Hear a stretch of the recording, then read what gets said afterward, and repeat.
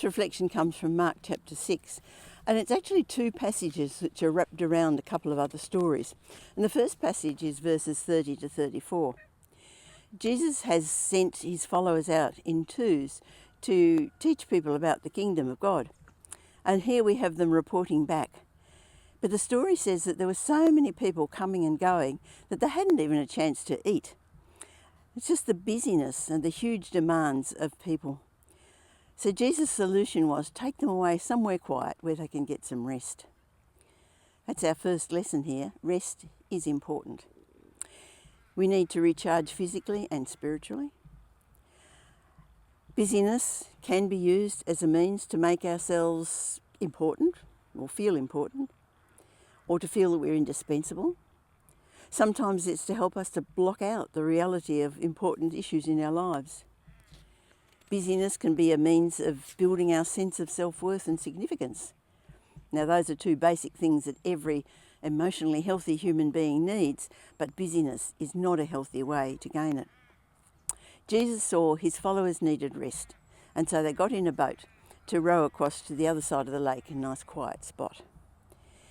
But as they went, people saw where they were going, and they went on foot around the lake, so that when the disciples and Jesus arrived on the other side, there was already a crowd there. Now, if it had been me, I think I would have been thoroughly ticked off. However, it says Jesus had compassion on them. And the word used for compassion is a word that is moved in the bowels or the gut. In other words, it wasn't just a reaction of his mind, oh, the poor things. It was a gut-wrenching reaction for these people. What moved him, we're told, is that he saw them like sheep without a shepherd. Now, this particular picture of sheep and shepherd is used a lot through the Bible. In the Old Testament, in the prophet Ezekiel writes this about the leaders of Israel. Woe to you, shepherds of Israel, you only took care of yourselves. Should not the shepherd take care of the flock? And then a little further on he says, you've ruled them harshly and brutally, so they were scattered, because there was no shepherd, and when they were scattered, they became food for the wild animals. When Jesus saw this crowd that had followed him, he realised that these people were wandering through life without a sense of real purpose or meaning.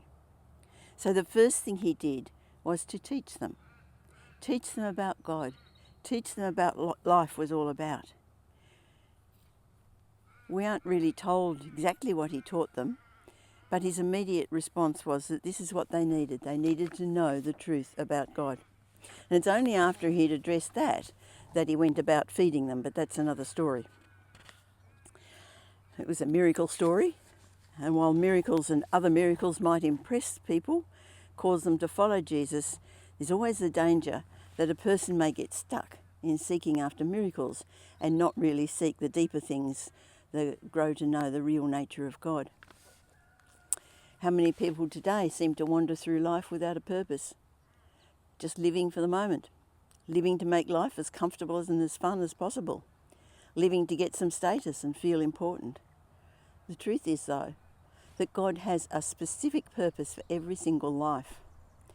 And that real satisfaction will only come when we find that purpose and are fulfilling it. Our purpose might be to be the leader of a country. It might be just to be the mother who's raising a godly child. Or it might be someone who's just in the community and spreads love and hope to those around them. It doesn't matter. It's not being important in the world's eyes that matters. It's how we play our part in God's plan that's of utmost importance. Jesus saw that this crowd were lost in life. Their greatest need was to be taught what it's all about. After this and the stories that follow, the disciples went back across the lake. And when they arrived on the other side, it says people recognised it was Jesus.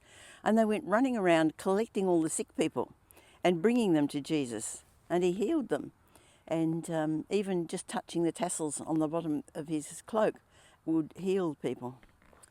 But it says, and this is something that we just pass over very quickly, it says that they placed the sick in the marketplace.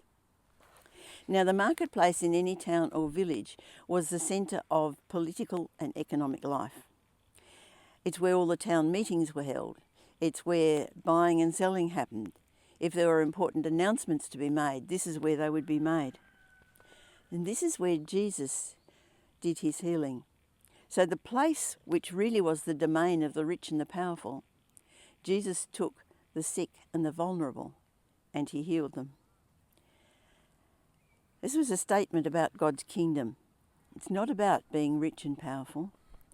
In God's kingdom, it's God's power that reigns, and God's power is available to all, not just the rich and powerful. To go back to the image of the shepherd and sheep, in Ezekiel 34:11, God says, I myself will search for my sheep and look after them. As shepherds look after the scattered flock when they are with them, so I will look after my sheep.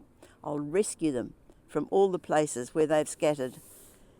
And he continues on with this theme. God himself will be their shepherd. And in Jesus we see exactly this, God stepping into history to become the shepherd of his people. And we know there are many New Testament references to Jesus the shepherd. He is the true shepherd of his sheep, and we need to follow the shepherd.